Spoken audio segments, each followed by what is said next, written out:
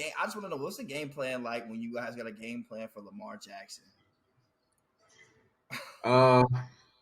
Dang. How should I put this? It's like, it ain't even don't blink. It's like minimize. Like we know he go do something, but it's like let's keep it to a minimum because like if he just go out and just do whatever he want, that's when it start getting spooky and they start putting up 56. You think he about to run and he throw it deep on you and then somebody wide open because you watching him. So it's like, how do you make him one dimensional? And it's like, all right, let's get a big enough lead to where the point he gotta throw the ball. He can't just run all over us. Now he's just tiring himself. I'ma stack it all up so I can ball later. Ain't leaving nothing on the table. I need all paper. Rubber bands and flip phones is getting cold, so I'm back in that mode. And if it's in my inventory, then Yo, welcome back. Hometeam Heroes Podcast, Season 2, Episode 8. It's your boy SB. Yo, it's Darren.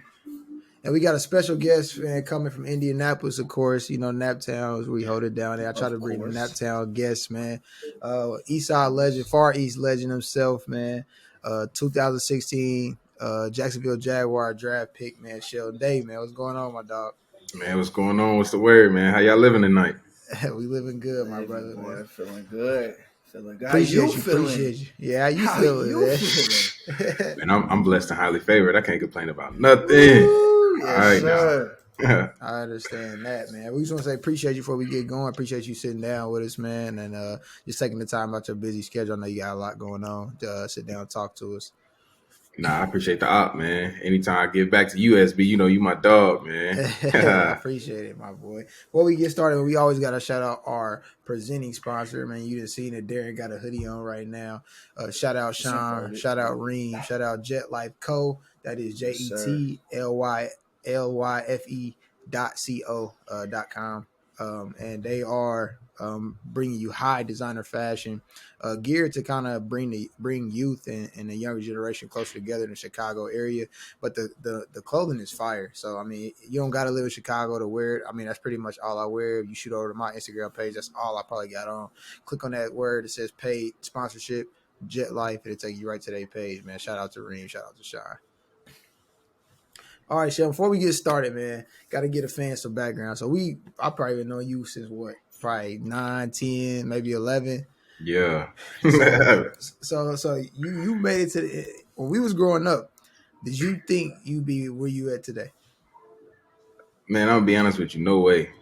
I thought I was gonna be ripping and running in the streets, doing some crazy stuff, getting with the wrong crowd. It was close for me. You feel me? Like I could have easily went down that track, but I guess God had a different plan for me, you know? So I kind of focused up and really locked in and saw that it was something more than the East Side. And that's why I try to tell everybody that they're like, how did you do it? It's like you look at your current circumstance and like, is the East Side all I'm going to see?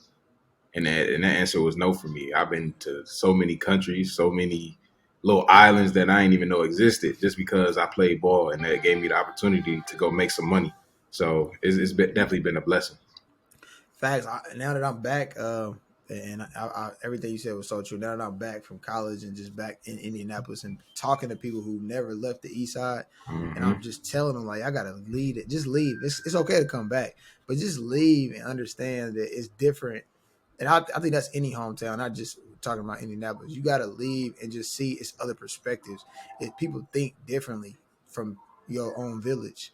I feel like if you end up staying, you almost become one-minded or one-sided in your way of thinking, and you gotta see other people's point of views. Like I feel like that's crucial. It's to growth, you know, to grow as a person, as a human. But ain't nothing wrong with coming back though. People be like, "Yeah, I ain't never coming back." I mean, ain't nothing wrong with coming back because you got something else to offer. You can bring something back different.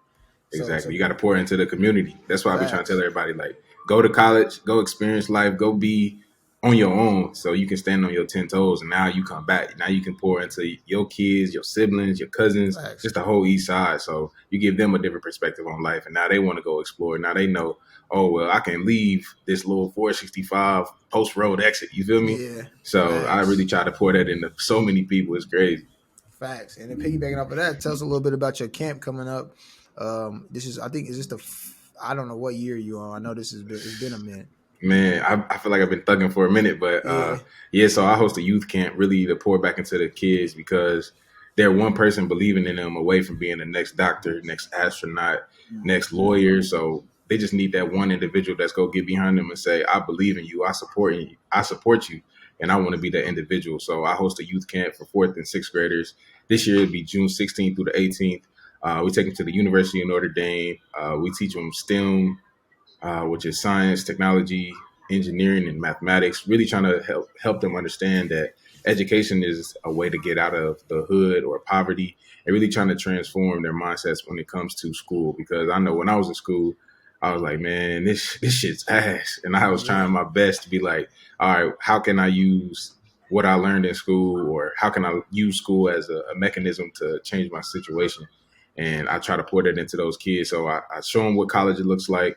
I put them in this new environment, which is outside of the East Side. And now we're going to one of the most prestigious schools in the as University of Notre Dame. And that's in the country. And that's right in their backyard. So really trying to show them and open up their minds to think, oh, I can go to this school too, no matter where you're from. Definitely. And piggybacking off of that, that's free. That's major. A lot of athletes I know, when I see them post things, even college guys when they post stuff, it's never free. So that I mean, I gotta give you your props for that as well. Having a free camp is major. I know at least. I mean, but some guys, even if it's $50, that's still something to a household. So doing that for free, man, that's major on your part and on your character as well. Now, I appreciate that, because I know these guys be trying to hit kids over the head. I know somebody who hosting the camp, $250. I said, why are you doing that? God. What are we doing, man? We supposed to give back, but I guess everybody say they got a certain value of their time, but it's like you got to pour into these kids too. Like you was in that situation, they ain't make you pay, so it's little stuff like that. So and then how do you feel like as you talking about the youth and telling the youth, what's coming next? And when we was in high school and playing ball, there was no NIL deal. There wasn't no, none of this. This is all new and unmarked territory. So, is there anything you can tell the youth right now that are coming through high school, or how to navigate that, or do you not? Are you still a noob to it as well? Man, I'm gonna just be out and honest and say I'm jealous, because I know I'd have made a grip off the field and just playing like we played in the national championship. I would have ran that my whole career, man. Getting all type. I'd have had a Maybach truck. I'd have had it all. I'd have had the chains, all that. So I just want to start and say I'm jealous, but now these kids need to understand that this is the perfect opportunity to set yourself up before you get to the league. So now it's like you're not just banking on the league. Now you can be 4 years of school where everything is paid for. So now you're just collecting checks. Whereas when you get to the league, real life history, you got bills to pay. You got people that you're supposed to take care of and things like that. So it's a different perspective on it. But I think while you're in college and everything's free, it's how do you save that money, or how do you invest that money to start setting you up long term? And I don't think anybody is thinking like that. It's like, oh, I just got $1 million NIL deal. So it's like, how do you change their perspective when it comes to money? And that's what I think became my passion project. And how do I change everybody's mindset when it comes to the money that they obtain, and how can they grow that and sustain it to create generational wealth?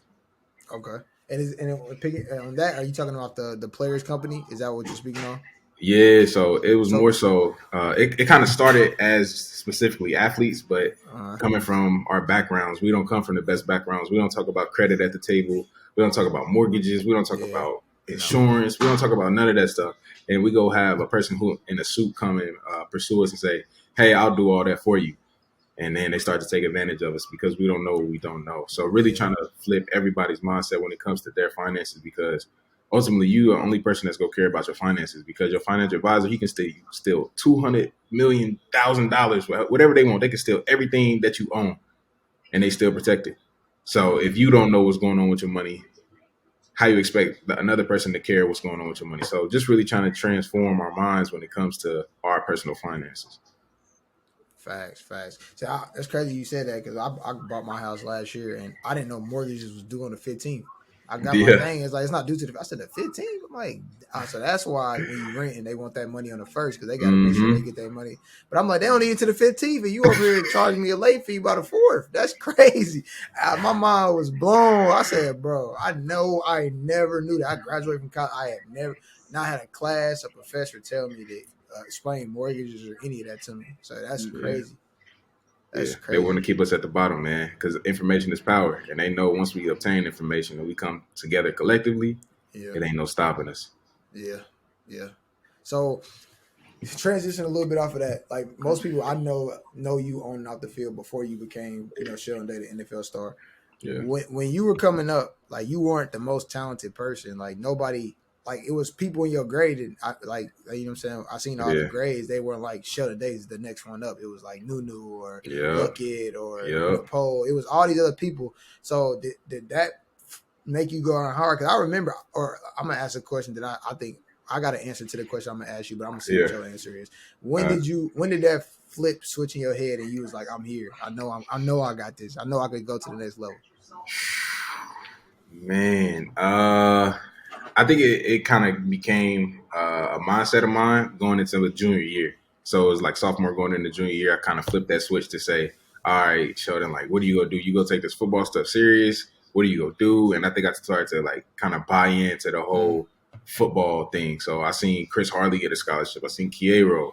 Then I seen E-Rob. I'm like, well, I want a scholarship. I don't want to pay for college. I don't want to be on the east side. So I saw that as my way out. So then it started to be like, okay, how do I do this? And then it just so happened that other individuals started doing stuff off the field that got them kicked off the team. So I was kind of thrown into the fire. So it's like, all right, I ain't gonna let this opportunity pass me by. So then I started to take advantage of every opportunity.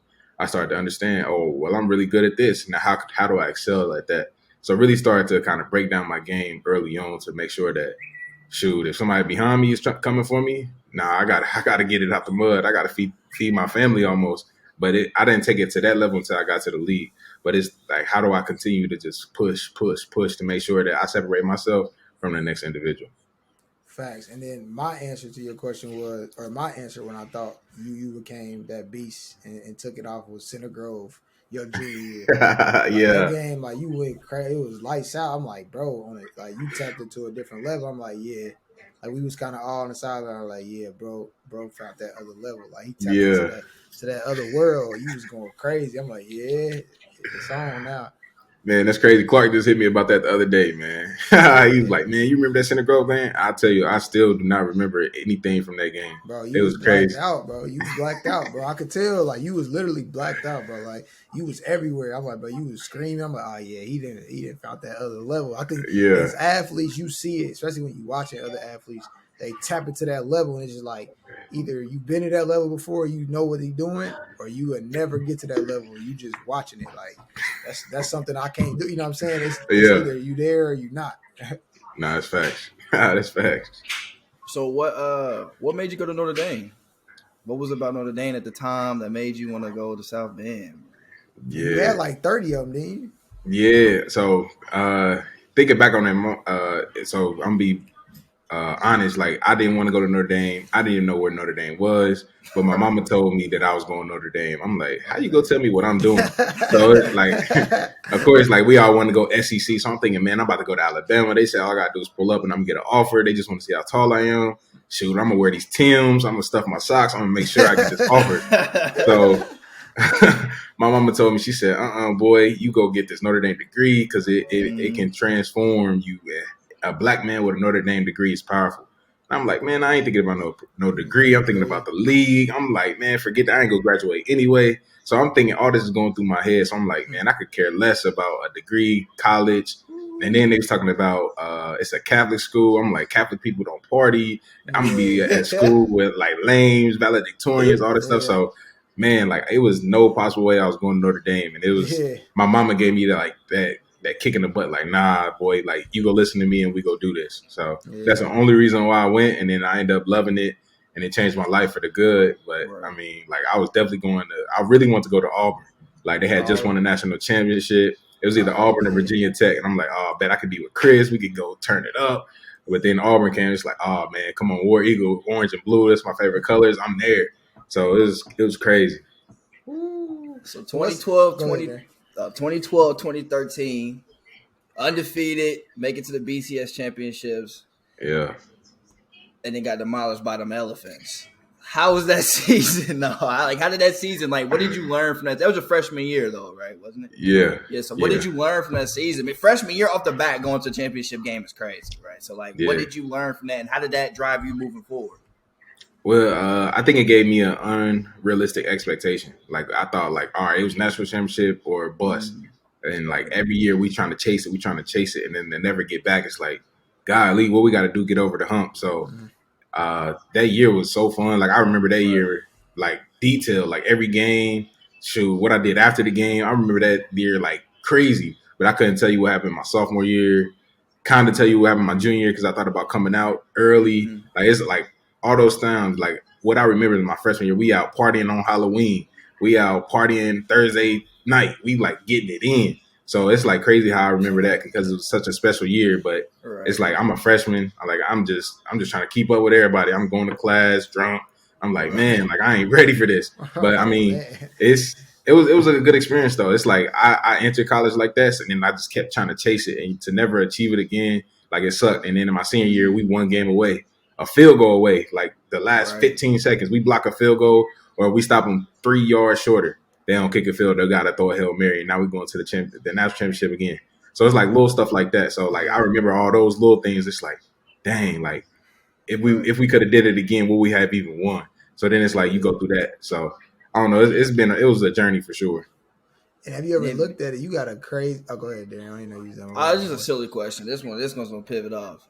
You ever been around Monte Teo when he mentioned the female? I was about to say the same thing, bro. We was thinking like, did you ever hear him say, I can't come out and drink with y'all to the win. I gotta talk to my shorty or something. So that whole situation was kind of weird though. So like even after that, like he was dealing with a girl at Notre Dame, and it's just like, all right, like, are y'all really dealing with each other? Or are you just saying that so you can save face, stuff like that? But I mean, he was always good people. So it's like we kind of let it slide, and then we didn't realize that it was fake until like after the national championship. So it's like I think it was the week of the national championship it came out that it was fake, and bro went on some Ellen show, and like the dude was saying, yeah, like he did the voice, and I was like, oh my gosh, like this dude, like we legit would walk into his room while we on away games, and he talking to what we thought was her. You feel me? But like the camera would be black, so we ain't know. We was like, oh, that's a shawty. All right, bet. So he catfished us too because shoot, you feel me? Like I don't know. I hear a girl voice. You feel me? So it's like, yo, that dude is sick. Like you catfished a grown man for a whole year, and then for real. And if I'm Monte though, like I'm probably at this moment, I think he's probably the perimeter best linebacker in the nation right now. I'm not messing with nobody across the nation, dog. I'm in South Bend doing my thing, bro. Like what? What? Hey, when he thought he was in love, boy, love can do some powerful stuff. Love can do some powerful stuff, bro. It's a powerful drug, man. It's crazy. But like, have you ever thought about like you literally, bro, been to the big day or like your senior year of high school? Y'all should have won state, lost on school. Then you get to Notre Dame first year, losing the national championship. Then you get to San Fran, losing the Super Bowl, right? Yeah. That's crazy. I'm sorry. So, like, let me ask this question. Yeah. Unfortunately, you know what I mean? Fortunately for me, Patrick Mahomes won me some bread, right? But, of course, you don't care about that. But, like, how was that sideline, bro, when y'all picked him off with 8 minutes left in the fourth, up 2 touchdowns, and then it started turning around? Like, was y'all like, what the fuck is happening? Like, did it just happen so fast? I can only imagine, how it happened. So I think it was more so it's like, oh man, we got 8 minutes left. They can't stop the run, and like we about to run the ball for the next 4 minutes. They go get it down. We'll at least get a field goal. We gonna be up 14. Oh, bet we up 7. They gotta go down and score a touchdown, and we go get the ball last, or we get to play prevent defense and go rush this dude because their O-line was so bad. Like they couldn't run the ball. They couldn't, like, he was getting hit. He was under duress. Like we felt like we was dominating that game. And for the last 7 minutes, I'm talking about they ran a little draw play. They got 2 yards. We like, oh, this is easy. They about to throw the ball. And next thing you know, he chuck it. He hold it. Bro, throw a deep bomb to Tyreek. He still get hit. We like, oh, snap. Like, ain't no way Tyreek about to catch this. Throw it up. Oh, he mauled somebody. All right, we got to shake it off. All right, boom. They do some trick play. Boom. They make it to the 1. All right, let's just hold them these three downs, at least run some time off. Boom. All right, they score. All right, we good. We still up 5. All right, bet. Let's get right. Offense go 3 and out. It's like, oh shit. All right, come on. Let's lock in. We up 5. Like, this still a game. Boom. Big play. Boom. Big play. Boom. Big play. Boom. It's just like they was throwing haymakers and we was just taking and it was just like we couldn't get over the hump. And it's just crazy. Like, everybody like, why didn't y'all just run the ball? Like, because we went. So they scored. Yeah, like even after the game, like I call any of my homies, they'd be like, "Man, we'd have just ran the ball like twice and went 3 and out, like just to knock The the clock down." run So was working yeah, so well. I have no idea why they got away from it. Don't know. They yeah, threw one play to George Kittle, and it was an incomplete pass, stopped the clock, and everybody's like, I don't know why they threw the ball there. Threw the ball again, incomplete. Then they get the ball back. That's when they was down 5. I mean, I was up 5. yeah. So we went 3 and out, 3 straight pass plays. We took 45 seconds off the clock. It was the craziest thing ever. That was the crazy. Yeah. I ain't gonna lie, that was sick. I'm watching this like, bro, what is so? Which locker room was the worst? Losing the BCS or that one? Ooh, dang, that's a great question. I'll say BCS because you got guys like Manti who like the leaders of the team, and now the team's about to change dramatically that next year. So it's like in the league, it's more about business, and then in college, you got them personal bonds where it's like, dang, like I want to see you succeed, I want to win with you. So now it's like, dang, like I ain't gonna never play with Manti again. I ain't gonna never play with Cat, Danny Spahn, all these people. Like I could go down the list where that was their last down of me playing with them, and I still got 3 more years, and it's like. They 5th year seniors. They've been working their whole time just to get there, and then to get blown out, it's like a reality check. It's like, dang, like we made it all the way here, and we got embarrassed in front of millions. I think that's the worst part about it. It's like everybody in the world was watching that game. They like, oh, Notre Dame's back, blah blah blah blah blah, and then we get embarrassed. I think it turned a new eye for us as a program. It's like, all right, how do we get more like Alabama? And then everybody was like, we was trying to chase it, but it's like the school was too hard to go get those top 5-star recruits. It's like you go tell a 5-star recruit you got to go to school and play football. Nah, I'm just gonna go to Alabama and I'm gonna go major in recreation. You feel me? So it's a little different. Explain that to people too, because and especially I work and I'm a safety manager for a construction company. So I work with majority all Caucasian males, some females, but they really think that when you take an offer, that all these schools let you pick whatever. You're getting a free education. You can pick whatever degree you want. Please explain to America that you do not get to look at all the degrees and say, I want to do this. Yeah, first. Yeah, so going into college, I'm like, man, I want to be an anesthesiologist. Like, I'm a major in pre-med. I'm going to do this. And they told me pretty much that it's either I'm going to play football or I'm going to be a regular student.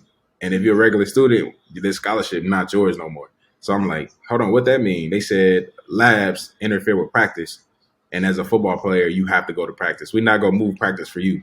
So it's either you go miss labs and you go fail the class or you go be a football player. And I'm just thinking like, hold on, what? Like I came here for school. Like y'all taught me on the old 40-year decision, blah, blah, blah, school.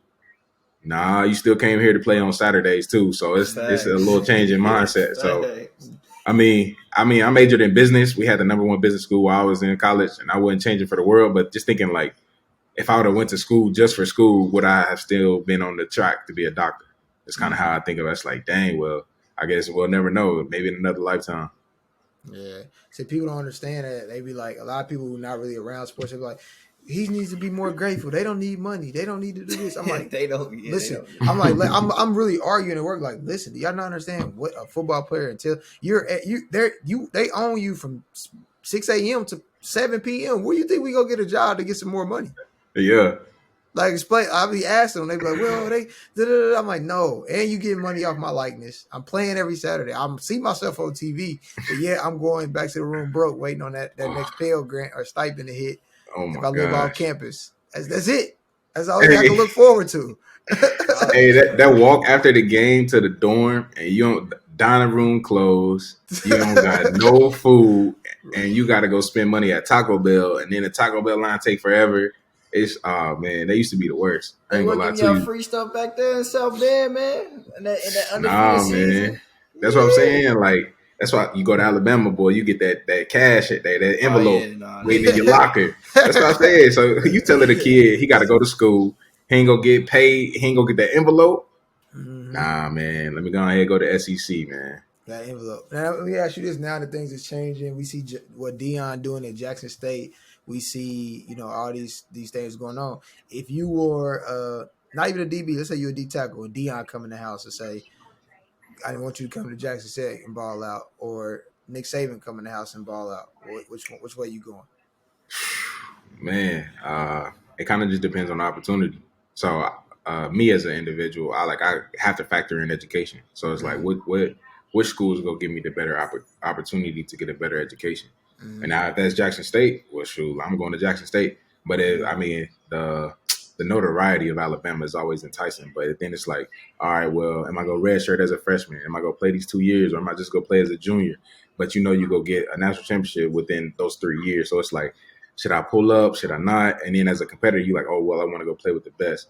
But, I mean, what Deion doing at Jackson State is unbelievable. So now it's starting to transform like, oh, well, I'm going to go to HBCU. At least I can go transform the mindset when it comes to HBCUs instead of all these Power 5 conferences that's go kind of take advantage of you. Now you get to kind of run the narrative. Yeah. See, me, I want to beat the best. I like to play with the best too, but I still want to go to a big school. But I wouldn't go to Bama if I was getting recruited. I wouldn't pick Bama. I would have never. I would pick Bama, but I can't choose. Listen, I know Deion is Deion, and he has these crazy connections because his connections are showing it. Right, he's doing things for HBCUs that no other coach can do. But he still hasn't got nobody. At the end of the day, I don't care what your connections are. You still ain't put nobody through a draft yet. We know for a fact. He only had 1 year, though. Right, I know. Not yet, though. Not yet. I know. Travis Hunter's a top 10 pick. We don't know that yet, boy. He get on that. We don't know that yet. Have you been seeing a bad the boy, clips? though? Yeah, no, you're a bad boy, though. You been seeing the clips, S-Day? Yeah, he nice. That boy, he different. He definitely different. Let's talk about clips. You got 2 of the craziest clips right ever. The one in Notre Dame where he played in the league, don't he? What team he played for? San Fran. So I don't know, Dave, if you've seen it. You probably seen it and just didn't know it was S-Day. So it's a video of Notre Dame practice. The San Fran center, I forgot his name. They doing one-on-ones. Sheldon come off the ball, grab him. I'm talking about like he take it out the trash. Don't even start screaming. You seen it because it was all on Instagram when it happened. Then you got the clip when you at they in Jacksonville practice. Is it San Fran? Is it 49er practice? When you hit the coach on accident with the the sled. Now that's Jacksonville. Yeah, Jacksonville. You hit the sled. There was two craziest clips that I ever seen, bro. I'm like, what is he on? Man, speaking of the NFL, bro. Oh, my fault. Go ahead. Oh no, you got it. That be giving you crazy. Go ahead, there. Speaking of the NFL, man, you've been in some crazy D lineman rooms, man. You had some greats to the left and to the right of you, bro. I don't want to sit here and make you choose, the best one, but like, what have you learned? Because you played alongside Calais Campbell, you played alongside Myles Garrett right now, absolute unicorn human action figure guy. Like, I'm sure he's goofy as hell too.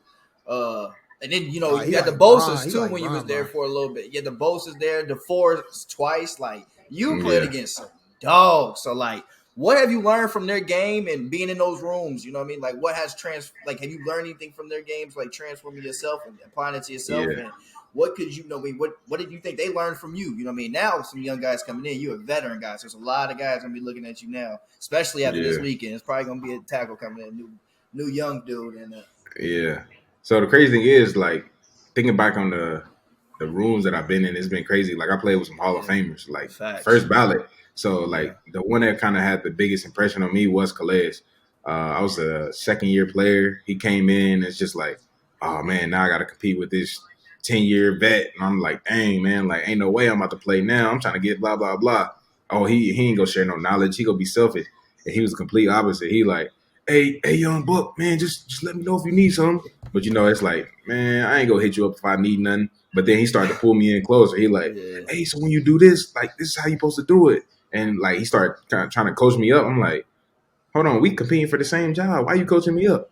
And he was like, if I don't pour my knowledge back into the younger generation, then this game is going to start to fall off and go start to taper off. And then now defensive linemen not going to get paid like we're supposed to. And that changed my mindset. It's like, dang, you share knowledge like that, and I'm trying to get where you at. So it started to, like, kind of sink in. And then he really helped me grow from being maybe in the league 2 years to now I'm about to go into my 7th year, and I'm still using the techniques that he taught me. Oh, well, when you get an offensive lineman like this and you counter this way, he ain't got no choice but to open up. And so it's crazy how he broke the game down to me and made it simple. So he's so knowledgeable though. So everybody think just because he's so big, that's why he's good. Nah, because he really studies the game and he applies his stuff. Yeah. speaking of the Jaguars team, bro, like, damn, now I'm looking back at it, bro. You've been on some cold ass squads, bro. That Jaguars run, man, that had to have been special. That had to have been special, man. The OC at the time, Nathaniel Hackett, I'm a Broncos fan, so he's now our head coach. But just, that's that team that was led legitimately by the defense, right? We don't Blake Bortles was not, you know what I'm saying? But y'all was a play away from, getting into the conference championship game, man. So just tell me how that season impacted you. Like, what did that season do for your career? Because that was a magical season too. Like at the beginning of the season, ain't nobody ever in their right mind had Jacksonville making it that far or being that dangerous. And y'all was cold. Like I was raw. So tell me how special that season was for you.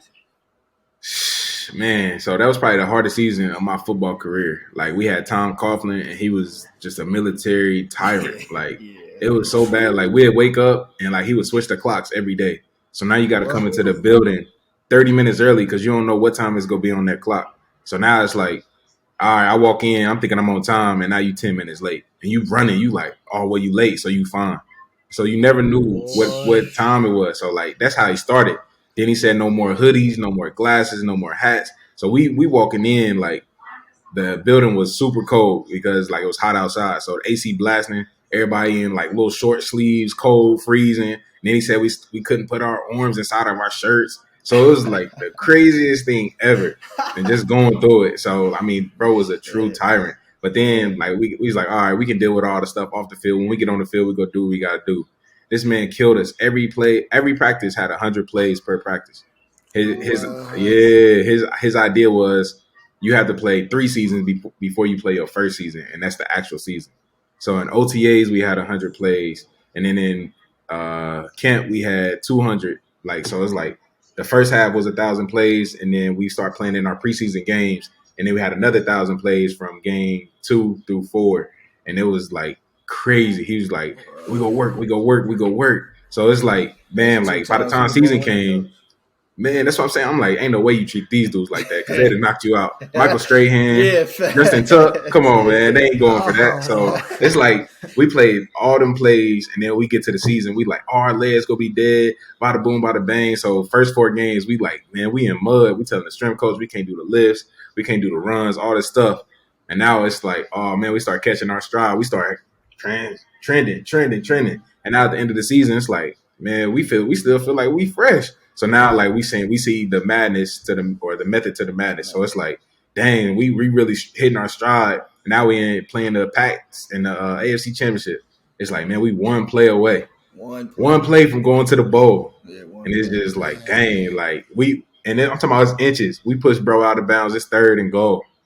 Come on now. They kicking a field goal. We running it. They ain't getting the ball back. So it's like stuff like that. So, I mean, I've been a part of some good teams, though. Like, it seems like every time I'm on my second year with a team, like my second full year with a team, now we start to be like, all right, AFC Championship, NFC Championship, Super Bowl. So now I'm going to my second year with the Browns. I'm like, snaps, we about to make a run. Y'all just brought in you got to go through Mile High. Nah, you got to go through Mile High. And calm down on that, bro. Y'all got to go through Mile High, though, Sheldon. You know what I'm saying? Y'all got to go through Mile High, bro. Y'all got to play that altitude, man. You know what I'm saying? I'm going to be honest with you. Y'all might end up 4th in the division. And y'all specific division. That's crazy. What? And Future dropping Friday. I'm telling you. Fuck about Future dropping Friday. Future ain't got shit to do with my quarterback. Hey, Future ain't got shit to do with my quarterback. Future ain't got I didn't like her anyway. But so speaking, you know what I mean? Y'all got to come through Mile High, I know that. But you feel me? The Browns, man, I know that organization is buzzing. Just re-signed a young guy, got you back in. Yeah. Just went and gave my man $230 guaranteed money. Yeah. Y'all got paid. Buzzing. Speaking Nick of that, Chubb. who's the best corner you ever played with? Corner? That's gonna be a tough one. So I played with Jalen, I played with Rich, and Denzel, or you have to play with Denzel. Yeah, so it's like put them in order then. Okay, it got to be Jalen though. Jalen got to be Rich or Sherman. Nah, it got to be Jalen. Not Rich or Sherman. Nah. So look, I played with Sherman when he had his lights out season, like all pro. So like the Sherm that I know is like, all right, they not throwing it to his side. So now we putting him man to man. He got his own island, and we legit shifting the defense away from him, telling people to throw over there, and they still not.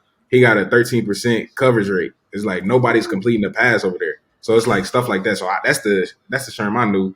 I didn't play with Jalen when he was elite the way he is now. So it's like my second year was the last time I played with Jalen. So it's like this Jalen y'all see now, like he was still talking trash, but he like every now and then he'll get cooked. I seen him go against D-Hop, and D-Hop, him and D-Hop battling, they going at it. You feel me? So it's like that's the Jalen I seen. So then now playing with Denzel, I see him lock up Jamar Chase. I see him lock up Devontae Adams. Devontae Adams got two catches. It's like stuff like that. So if I'm ranking them on just my experience, I'm going Sherm, Denzel, Jalen. But like overall, they body of work. I don't know. That boy Sherman Hall of Famer. Yeah, body of work. That boy Sherman Hall of Famer. And then you got Jalen Hall of Famer right now too. I think, in my opinion, I think right now, I think if he was to retire next year, he'd be a Hall of Famer. But Sherm is the better career for sure right now. Yeah, I think Sherm is he's a system corner. Jalen can play in any system. Sherm's not playing bump. Sherm can't play bump and run man with Devontae. Not many, but there's not many defenses, and Sheldon can attest to that does that type of defense nowadays. Anyway, Sherm was so good he was because he's a tactician. He wasn't the fastest. And Denzel, they bump and run, 1-on-1 solo. Man, that's fact. You know who else shut down Jamar Chase? Pat Surtain. Yeah, Pat Surtain is a demon. Pat Surtain. He's a demon though. Yeah. Denzel I seen an interview with Jalen Ramsey, and he was talking about that season and that coach and how he was kind of just treating you. Well, after you left, how he treated the guys who were about to get signed and re-up money and stuff like that. What Jalen told a story about when they came in. I know how they do the hazing. Did you get put into them hazing situations with Calais Campbell and them? I guess mine was chill. We just had to make sure the snacks was full. We had a dude who only wanted the top tier, like specialized sparkling water. He wanted the top organic beef jerky, like little weird stuff like that. And then my rookie dinner, it was like 5 bands, so it wasn't nothing too crazy. But it's like they tried to hit Jalen over the head because he's first round. So I think they tried to get him for like 50 bands, and they tried to make him take him to Vegas. So it just depends on who your vet was that year. So Jalen said he came in and said, "Y'all not better than me. I'm not doing that." That's what he said on the interview. That's what he said. I just want to see if that was true. That's what he said. He said, "Look, are y'all not better than me?" I said, "I'm gonna still get y'all dinner. We can go to Roof Chris or something." Yeah. But I'm not. It's not about to be that type of party. Jamar Chase was killing that man's in the Super Bowl. Though I ain't gonna lie to you. That's not a fact. So he caught 2 passes on Jay Reddy. So what is those? So divisional games, right? Y'all got listen. The West, AFC West, and AFC North. All 4 teams can be in the playoffs this year. The AFC is so stacked this year. So those divisional games. What's the game? I just want to know what's the game plan like when you guys got a game plan for Lamar Jackson. Dang. How should I put this? It's like. Nah, it ain't even don't blink. It's like minimize. Like we know he go do something, but it's like let's keep it to a minimum because like if he just go out and just do whatever he want, that's when it start getting spooky and they start putting up 56. You think he about to run and he throw it deep on you and then somebody wide open because you watching him. So it's like how do you make him one dimensional? And it's like all right, let's get a big enough lead to where the point he got to throw the ball. He can't just run all over us because now he just tiring himself out. We ain't really worried about him running 10, 15 yards because that ain't gonna beat us. So it's really like, how do we keep him somewhat contained until we get a big enough lead? So with Lamar I know Lamar's a freak. He's a one generational. Speaking of Myles Garrett, how is Myles Garrett? Is he like?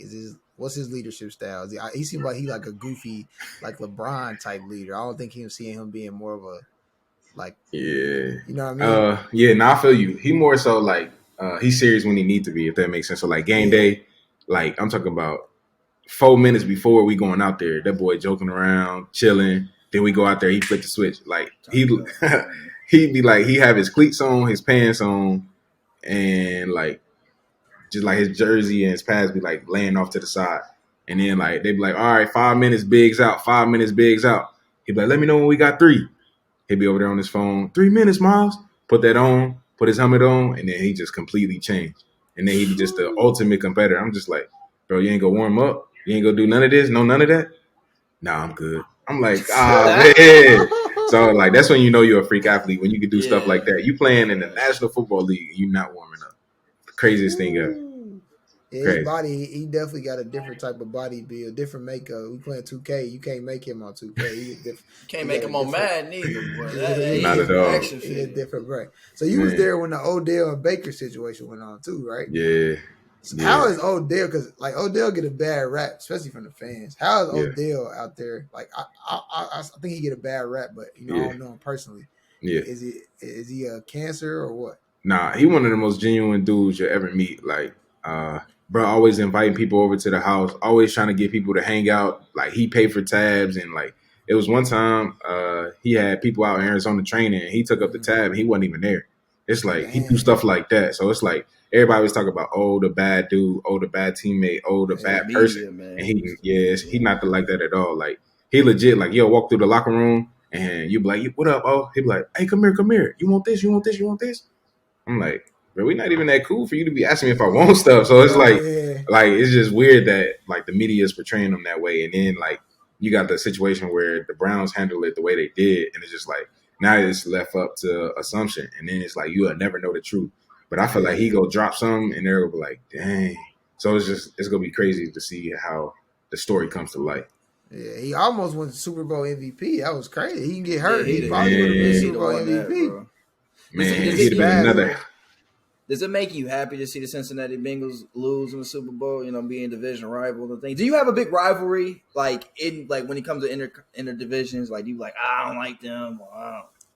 See, I mean, like the coaches try to build it up and stuff like that, but it's like, all right, they getting paid, we getting paid. Right. All right, whoever win. You feel me? So it's like if I see somebody that play for the Bengals out in the club, it's all love. Or if we like they start talking stuff on the field, like you usually leave it on the field unless you bring somebody's family into it. So it's like if you talk about my mama, my kids, my girl, something like that, it's different. But if you say me, you feel me? Like you say you a weak ass nigga. Yeah. All right, you go get this work next play. Yeah. So it's a little different. So it's always love off the field. So it's like coaches be like, oh, we got the Bengals this week. We got the Steelers. They always try to punk us around. It's like, no, they don't. Like, you just trying to make it seem like that. So it's kind of crazy how coaches try to make it a mind game when in reality, like, Chase Claypool went to school with him. Like, Trey Turner, like, old lineman that you go battle with, stuff like that. It's not like that. All right, speaking of Notre Dame, two Notre Dame bigs, dominant player. In the shoot, you and Big Q, who winning? Oh, me all time. You can ask Q himself. Like, Q knows what's up. Big Q said you put him on his ass, huh?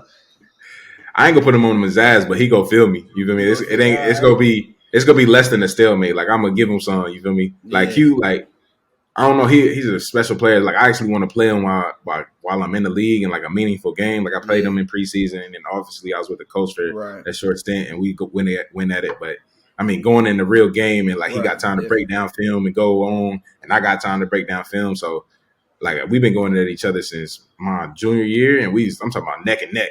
He like, oh man, like I gotta get you. And then it was like one day while we was at Notre Dame, he's like, I finally blocked you. I was like, man, I'm working my move for the week. Get out of here. So it's like little stuff like that. So I mean, you can ask him himself. So yeah, he good people though, and he special, all pro. I think 4 straight years, Pro Bowl 4 straight years. So I mean, his work speaks for itself. Yeah, he definitely different. Who's the big O lineman that punched Richard Sherman? Trent Wood. Have you went with Trent? I have not. They say he a grown man though. So that's what I'm saying. You seen him pull? Like, have you seen him pull? Bro, he moved ridiculous. Yeah, seen him on the opposite side. It's crazy. He hands on. That's what I'm saying. So they say he's disrespectful with it. Like he'll like kind of pull you in, shake you like a baby, and throw you and stuff. But it's like, all right, like I'm a grown man, so like now it's like I'm doing extra stuff. I'm trying to grab your face, man, like get off me and stuff. But then like they say he start getting it in for real. So it's like I don't know. It's like one of the things like you gotta pick and choose. But I mean, at any point somebody try your manhood on the field, you got to step up. You got to. So they say like everybody has had this moment in the field. What was your moment that you got? Like, what was the moment like? All right, that moment. Welcome to the NFL. Welcome to the league type moment, or in the game, or just not even past your rookie. Like somebody was like, "Hey, yeah, I got you," and then I'm one of them. You got one of them, like. I would say it was probably that sled situation that happened in Jacksonville where I went viral for missing the sled. There's like, oh, blah, blah, blah. But then it's like, was that really my welcome to the league moment? Like, I ain't had no crazy double teams where I got drove back 15 yards, or I ain't ever been like trapped and somebody pancake me like from a blind side, nothing like that. So, I mean, of course, like you get shut down on pass rush, or somebody give you a good double team. You like, oh, I felt that, but it ain't never been like, oh, snaps, I don't belong here. You feel me? Yeah. So since you've been going, let's talk about running backs for a second. Who been maybe you might not have tackled them, but like in the league, who really is the hardest person to tackle? Ooh. Is it King? Like they say, is it Henry or? So the big thing about him is everybody know, like if you get him before he get going, like he really not effective. Yeah. Derrick Henry. So like, and then like if you shoot at his legs, like in the backfield, then he goes straight down. So like every team that I played on always played him aggressively. So it's like we sending blitzes, we doing all this extra stuff. So he's never kind of went off against me. So I can't really put him at the top of the list. But like guys like Dalvin Cook, like man, that boy breaking through arm tackles. I'm like, dang, that hurt. Like you got a big bruise on your forearm. Like, what is that from? And then you remember where he ran through the hole, you reached out, he almost tore your shoulder out. So that like guys like him, Leonard Fournette, which was crazy. Like he can run you over, but he can also hit you with a dead leg. And then top 5 hardest to ever tackle is Theo Riddick, because he had that big foot from the Lions. That big foot. I'm talking about you running full speed at him, he pop, and then like he just going the other way. He made boys fall, roll your ankle tight. He was a little slippery. He was slippery. So you've been on a lot of a couple teams now so far. You've been in the league a little bit. I know I be getting on the game. I see you playing Warzone with Raheem Mostert all the time. Yeah. That kind of like who your homies that you met and kick it with from just the league. Man, so like everybody that I play with, like every D lineman that I'll ever play with, we all good. But crazy thing is, like it seems like every team I get on, I'm cool with the quarterback, and I just don't know why. It's just like we be kicking it. So me and Blake was trying to get me to go surfing when I was in Jacksonville. Then I go to San Fran, me and Jimmy kicking it because his high school coach was cool with Coach Hart. And then I go to Indianapolis, me and Phillip Rivers talking about doing knockout basketball. Now I'm in Cleveland. Last year, Bake getting cool with my girl. So it's just like so much stuff. I don't know. It's just like for some reason I always find it to be cool with a quarterback. And then this year we got Jacoby and Deshaun, and now me and Jacoby play together in Indy, so we already cool. And now Deshaun talking about, oh man, you play fullback on goal line sometimes, blah blah blah. I'm like, I don't know. It's just quarterbacks are always drawn to me. Up and said, like, let's get some. So like, so the way the locker room is set up, my locker right here and his is like legit, like 5 feet, like diagonal for me. So it's like, what's good, fo? Like, what's up, blah, blah, blah. And then I was talking to an old line. We was talking about goal line and all this other stuff because he about to take the team on like a team building trip or something like that. And then I was like, well, shit, I play fullback. I'm trying to come. He's like, oh, you play fullback, blah, blah, blah, blah, blah. So then I just feel like it's about to be like, oh, bro, like, come pull up. Like, we about to do this, do that. So you did play fullback on goal line. You did that in high school too, didn't you? Yeah, but I don't know. In the league, that shit different. Them boys come with that shit. Hey man, Shaq Thompson from the Carolina Panthers. Oh my God, that boy, a linebacker. Yes, that nigga. He came here and tried to fuck me up. I said, "Why are we doing this? You know I don't play offense." And then I was with San Fran and we was playing the Cardinals, and somebody chopped me. I'm like, bruh, like I'm a decoy. That's what I'm saying. He said, "You too big." I said, "Man, I'm trying to get away from you." Dude, here been a Cardinals fan since yesterday.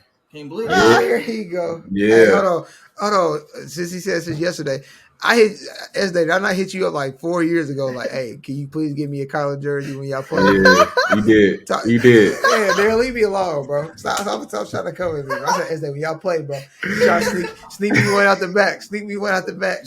I'll pay for it. You wanted the dirty one? You wanted the dirty one? You little freak. Game worn. Yeah, I'm trying to put it on the wall in the man cave, man. Yeah, I feel that. But nah, man, we appreciate you for sitting down, bro. Especially, we try to get people from the Midwest for sure, but we like to talk to everybody, man. So one more time before we get off here, and please shout out or tell us a little bit about your, or however much you can share with us about the Players Company, and then also share your camp date again, so the kids I got a lot of kids from Warren that watch. Definitely. So camp is June 16th through the 18th. It is free. sign up at sheldonday.net, or you can go to my Instagram and scan the QR code from my page. And then a little bit more about the Players Company. How do we unite as a minority just community? Because we don't talk about ownership at the table. We don't talk about credit. We don't talk about truly building generational wealth. So how do we do that and use athletes as a catalyst to really start having that conversation at the dinner table and really transforming the Black and brown communities to really elevate us to close the economic gap? Because man, we've been lacking, and it's no reason for us to be this far behind, and the wealth gap is still the same since 1966. So it's like something has to change, and why not change by using people who we think are celebrities and superheroes? So really the Players Company is using athletes as a social wealth club to really start to understand wealth and pour back into their communities. Facts. Appreciate that, man. Again, good luck on this season, man. Go crazy for sure. Facts, hopefully bro. y'all can have a good. I got a good team, man. Hopefully y'all can pull something together and go crazy, my brother. Can we get a do this y'all. again in season? Oh yeah, for sure, man. Or something? Yeah, hit me up, man. Maybe we do it in person, man. Come chop it up, kick it. Yeah, facts. We working on getting our equipment game up, but in person, like that's some equipment game that you gotta step into. That's facts. Hey, I ain't got time to play around. You for some way better say it now. I got my feet on the ground and my head above water. I still tall like never drown. I got some things to take into account, but we gon' see how it goes.